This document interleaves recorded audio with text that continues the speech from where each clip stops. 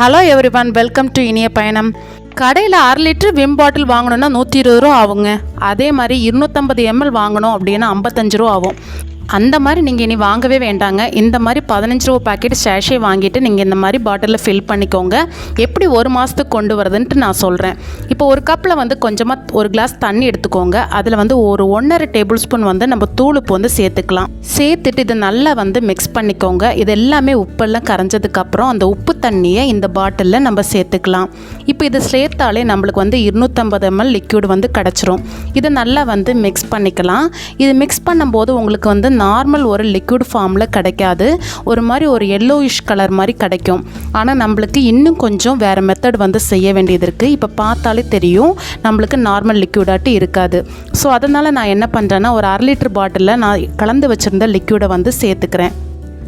சேர்த்துட்டு அதுக்கப்புறம் நம்ம அந்த 250 ml பாட்டிலில் கொஞ்சமாக வந்து தண்ணி சேர்த்துக்கலாம். ஃபுல்லாக சேர்த்துட்டு அந்த லிக்விட் இருக்கிறதெல்லாம் நல்லா மிக்ஸ் பண்ணிவிட்டு இதில் நம்ம சேர்த்துக்கலாம். இப்படி சேர்த்துட்டு நல்லா மிக்ஸ் பண்ணும்போது நம்மளுக்கு ஒரு ஒரிஜினல் லிக்விட் ஃபார்மேட்லே கிடைக்கும். ஒரு நல்ல திக்னஸில் இல்லைனாலும் நம்மளுக்கு ஓரளவு நல்ல ஒரு திக்காகவே இருக்கும். லிக்யூடு நம்மளுக்கு வாஷ் பண்ணுறதுக்கு யூஸ் பண்ணுறதுக்கு ரொம்பவே கரெக்டாக இருக்கும். 15 ரூபா பேக்கெட்லேருந்து நம்ம ஒரு 1/2 லிட்ரு விம் லிக்விட் வந்து ரெடி பண்ணிட்டோம். இந்த லிக்யூடு வந்து நம்மளுக்கு கிட்டத்தட்ட 1 மாதத்துக்கு வந்து வரும். பார்த்திங்கன்னா தெரியும் நல்ல ஒரு நார்மல் லிக்யூட் ஃபார்மில் தான் இருக்குது. இதில் நம்ம நார்மலாக எப்பயும் பாத்திரம் கழுவும் போது லிக்யூடில் தண்ணி சேர்த்து மிக்ஸ் பண்ணாலும் நம்மளுக்கு ஸ்க்ரப்பரில் நல்லாவே நுர வரும்.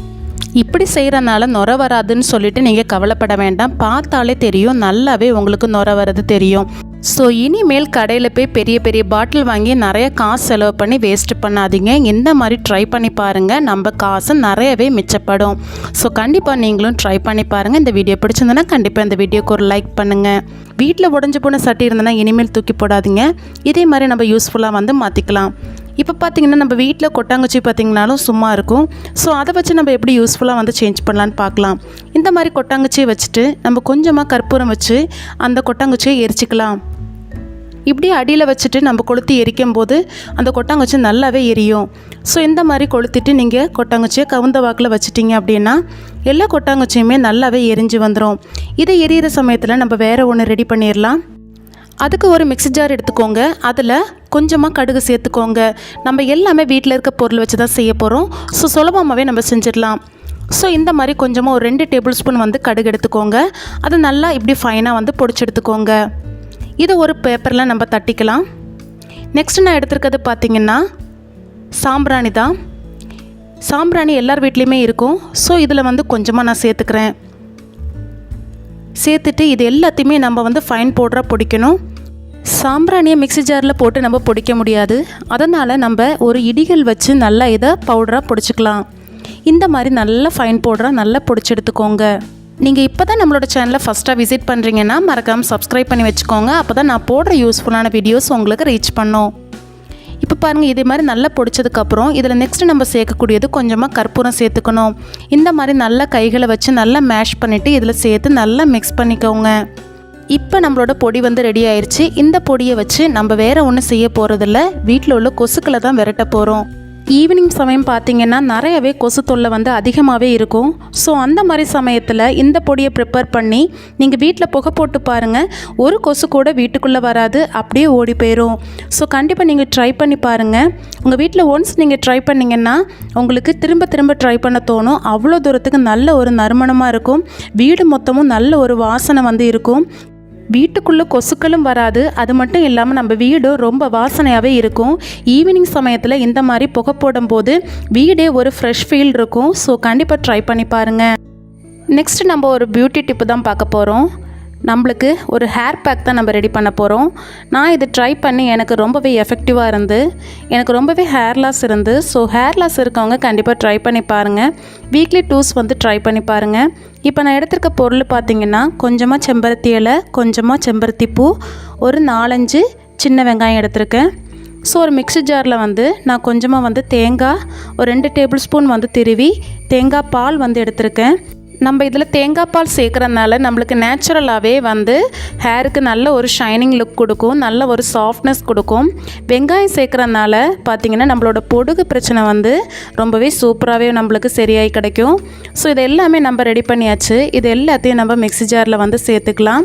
இதில் வந்து நம்ம செம்பருத்தி இலை, செம்பருத்தி பூ சேர்க்குறதுனால நம்மளுக்கு ஒரு நல்ல கண்டிஷ்னராகவும் இருக்கும், நம்மளுக்கு ஹேருக்கும் நல்ல ஒரு ஷைனிங்னஸ் கொடுக்கும். ஸோ இது எல்லாத்தையுமே வந்து மிக்ஸி ஜாரில் போட்டு தேங்காய் பாலும் ஊற்றி நல்லா வந்து ஃபைன் பேஸ்ட்டாக அரைச்சி எடுத்துக்கோங்க. இந்த மாதிரி அரைச்செடுக்கும் போது இப்படி நம்மளுக்கு ஒரு நல்ல பேஸ்ட்டு கிடைக்கும். ஸோ இதை நம்ம எடுத்து நம்ம ஹேரோட அப்ளை பண்ணிக்க வேண்டியதான். இது நல்லா வந்து வேர்க்காலில் படுற மாதிரி நல்லா அப்ளை பண்ணிவிட்டு ஒரு 1/2 hour அப்படியே விட்டுருங்க. விட்டுட்டு நீங்கள் மைல்டு ஷாம்பு வச்சு நல்லா வாஷ் பண்ணிவிட்டு விட்டுட்டிங்க அப்படின்னா உங்களுக்கு நல்லாவே ஒரு ரிசல்ட் இருக்கும். இது அப்ளை பண்ணுறதுக்கு முன்னாடி உங்களோட ஹேரில் நல்லா வந்து ஆயில் வந்து அப்ளை பண்ணிக்கோங்க. அப்ளை பண்ணிவிட்டு இதை வந்து நீங்கள் பேக்காக போட்டுட்டு ஊற வச்சுட்டு அதுக்கப்புறம் வாஷ் பண்ணிட்டீங்க அப்படின்னா நல்லாவே ஒரு ரிசல்ட் இருக்கும். வீக்லி 2 வந்து யூஸ் பண்ணி பாருங்கள், நல்ல ஒரு ரிசல்ட் இருக்கும். ஸோ நெக்ஸ்ட் டிப் என்னன்றதை பார்த்துடலாம். நெக்ஸ்ட்டு பார்த்திங்கன்னா நம்ம இந்த மாதிரி பாத்திரத்துக்கு மேலே ஸ்பூன் வைக்கும்போது ஸ்பூன் வந்து நிற்காது. ஸோ இந்த மாதிரி நேரத்தில் நம்ம அந்த ஸ்பூனில் இந்த மாதிரி ரப்பர் பேண்டு போட்டுட்டு நம்ம அதில் வச்சோம் அப்படின்னா அந்த ஸ்பூன் வந்து உள்ளே போகவே செய்யாது. நம்ம சில சமயம் வச்சுட்டு மறந்துடுவோம், அந்த ஸ்பூன் வந்து உள்ளே விழுந்துடும். ஸோ இந்த மாதிரி நீங்கள் போட்டு வைக்கும்போது அந்த ஸ்பூன் வந்து உள்ளே விழுறதுக்கு வாய்ப்பே இல்லை. இப்போ நெக்ஸ்ட் டிப் என்னன்றதை பார்த்துடலாம். இந்த டிப்ஸ் எல்லாம் பார்த்துட்ருக்கும்போது இது ஏதாவது உங்களுக்கு யூஸ்ஃபுல்லாக இருந்துன்னு நினச்சிங்கன்னா ஸோ கண்டிப்பாக அதை வந்து கமெண்ட் செக்ஷனில் கமெண்ட் பண்ணுங்கள், எனக்கு கொஞ்சம் மோட்டிவேஷனாக இருக்கும். நெக்ஸ்ட்டு பார்த்திங்கன்னா நம்ம தோசைக்கல்லில் சில சமயம் தோசை ஊற்றும் போது தோசை வரவே செய்யாது. அந்த மாதிரி சமயத்தில் இந்த மாதிரி வெங்காயத்தை பாதியை கட் பண்ணிவிட்டு மேலே ஃபோக் ஸ்பூன் குத்திட்டு இந்த மாதிரி டிப் பண்ணிவிட்டு இந்த மாதிரி நல்லா ஸ்ப்ரெட் பண்ணி விட்டுக்கோங்க. நல்ல சைடு எல்லாம் படுற மாதிரி நல்லா ஸ்ப்ரெட் பண்ணி விட்டுக்கோங்க. அதுக்கப்புறம் நீங்கள் தோசை ஊற்றி பாருங்கள், ரொம்பவே சூப்பராகவே வரும். சில சமயம் நம்ம பழகின கல்லாக இருந்தாலும் வேறு ஏதாவது நம்ம சப்பாத்தி ஏதாவது போட்டிருப்போம், அந்த சமயத்தில் நம்ம நெக்ஸ்ட்டு தோசை ஊற்றும் போது வரவே செய்யாது. அந்த மாதிரி இருக்கும்போது இந்த மாதிரி வெங்காயத்தை கட் பண்ணிவிட்டு இந்த மாதிரி ஸ்ப்ரெட் பண்ணிவிட்டு தோசை ஊற்றி பாருங்கள், கல்லுலேருந்து அப்படியே பேப்பர் போல் இலகி வருங்க. ரொம்பவே சூப்பரான டிப்பு, கண்டிப்பாக ட்ரை பண்ணி பாருங்கள். இந்த டிப்பு நிறைய பேருக்கு தெரிஞ்சிருக்கும், தெரியாதவங்க இருக்கவங்க கண்டிப்பாக இதை வந்து பார்த்து தெரிஞ்சுக்கோங்க. இப்போ பார்த்திங்கன்னா அப்படியே இலகி வந்து நல்ல முறுமுறுன்னு நம்மளுக்கு அந்த தோசை வந்து வர்றது தெரியும்.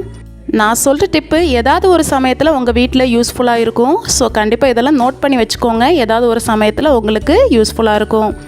ஸோ இந்த மாதிரி டிப்ஸ் எல்லாம் பார்க்கணுன்னா கண்டிப்பாக என்னோடய சேனலை சப்ஸ்கிரைப் பண்ணி வச்சுக்கோங்க. உங்கள் ஃப்ரெண்ட்ஸ் அண்ட் ஃபேமிலிக்கு ஷேர் பண்ணுங்கள். மறக்காமல் இந்த வீடியோக்கு ஒரு லைக் பண்ணிக்கோங்க. இப்போ நெக்ஸ்ட் டிப் என்னன்றதை பார்த்துடலாம். நம்ம வீட்டில் பார்த்திங்கன்னா பிளாஸ்டிக் கப்பு இந்த மாதிரி உடஞ்சி போயிடும். ஸோ இதை நம்ம வந்து என்ன பண்ணுவோம், தூக்கி போட்டுருவோம். ஸோ அந்த மாதிரி தூக்கி போடாமல் ஜஸ்ட்டு சின்னதாக நம்ம ஒரு விஷயம் பண்ணாலே இதை ஒட்டிடலாம். நம்ம வீட்டில் கல் உப்பு இருக்கும் இல்லையா, அந்த கல் உப்பு எடுத்து எந்த இடத்துலாம் நம்மளுக்கு கீறி இருக்கோ அந்த இடத்துல இந்த மாதிரி கல்லுப்பை வரிசையாக வச்சுக்கலாம்.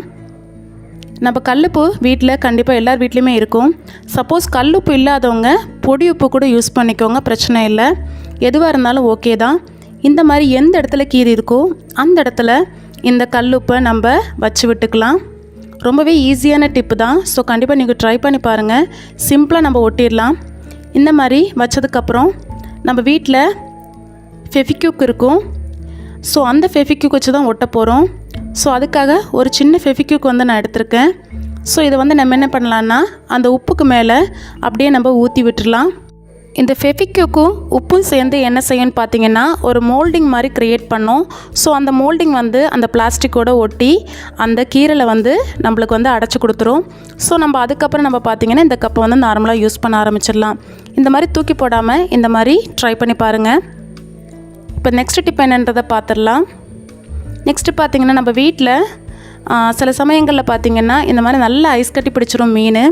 அவசரத்துக்கு யூஸ் பண்ணும்போது நம்மளுக்கு யூஸ் பண்ண முடியாது. ஸோ அந்த மாதிரி அவசரமான சமயத்தில் நம்மளுக்கு சீக்கிரமாக இதை டீஃப்ரீஸ் பண்ணணுன்னா ஒரு சூப்பரான டிப் இருக்குது, கண்டிப்பாக ட்ரை பண்ணி பாருங்கள். இப்போ நான் இதில் வந்து என்ன பண்ணுறேன்னா கொஞ்சமாக வந்து உப்பு சேர்த்துக்கிறேன். உப்பு சேர்த்துட்டு நல்லா வந்து இதை வந்து மிக்ஸ் பண்ணி விட்டுக்கலாம். நம்ம சப்போஸ் வந்து வீட்டில் வந்து ஆஃபீஸ் கிளம்புற அவசரத்தில் இந்த மாதிரி டீஃப்ரீஸ் ஆகாத மீன் இருந்ததுன்னா கண்டிப்பாக இந்த மாதிரி ட்ரை பண்ணி பாருங்கள், ரொம்பவே ஈஸியாகவே டீஃப்ரீஸ் ஆயிரும். இந்த மாதிரி உப்பு போட்டுட்டு நல்லா வந்து எல்லா இடத்துலையும் படுற மாதிரி நல்லா தேய்ச்சி விட்டுக்கோங்க.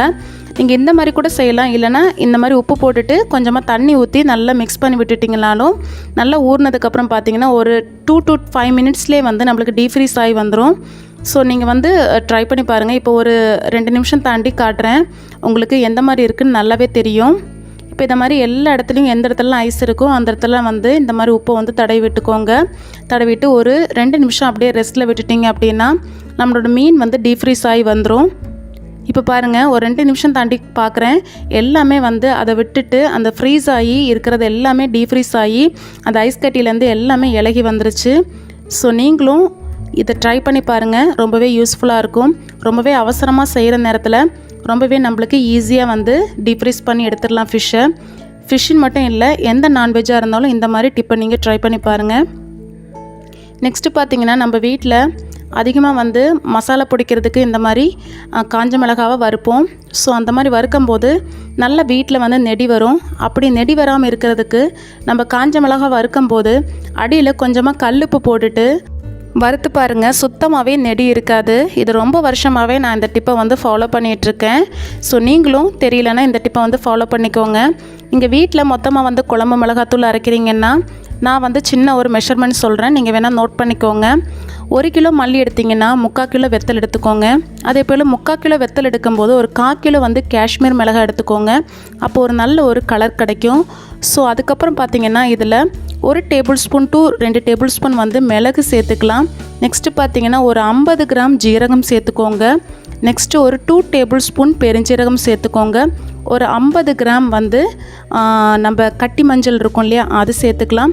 இது எல்லாமே நம்ம கொஞ்சம் வறுத்துட்டு சேர்த்துக்கணும்.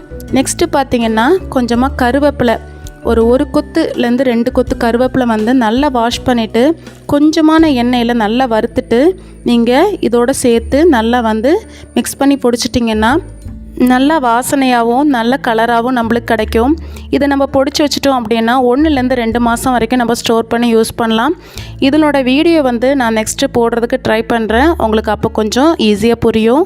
ஸோ இப்போ பார்த்திங்கன்னா இந்த மாதிரி நம்ம பொடிச்சு வைக்கும்போது குழம்பு மிளகாத்தூள் வந்து எல்லா குழம்புங்களுக்கும் நம்ம யூஸ் பண்ணலாம். ஃபிஷ் ஃப்ரை பண்ணும்போது, சிக்கன் ஃப்ரை பண்ணும்போது எல்லாத்துக்குமே யூஸ் பண்ணலாம். ஸோ இந்த மாதிரி நீங்கள் ட்ரை பண்ணி பாருங்கள். ஸோ இந்த வீடியோ பார்த்துட்ருக்கோமோ இந்த வீடியோ உங்களுக்கு கண்டிப்பாக பிடிச்சிருக்குன்னு நினைக்கிறேன். ஸோ யூஸ்ஃபுல்லாக இருந்ததுன்னா கண்டிப்பாக இந்த வீடியோக்கு ஒரு லைக் பண்ணுங்கள். என்னோடய சேனலை சப்ஸ்கிரைப் பண்ணி வச்சுக்கோங்க. நம்மளோட சேனலில் யூஸ்ஃபுல்லான வீடியோஸ் வந்து நிறைய அப்லோட் பண்ணிகிட்ருக்கோம். ஸோ டைம் கிடைக்காம செக் அவுட் பண்ணிக்கோங்க. இனி ஒரு நல்ல ஒரு யூஸ்ஃபுல்லான வீடியோவோட சந்திக்கிறேன். Until that, thank you. Bye bye from இனிய பயணம். Thank you so much.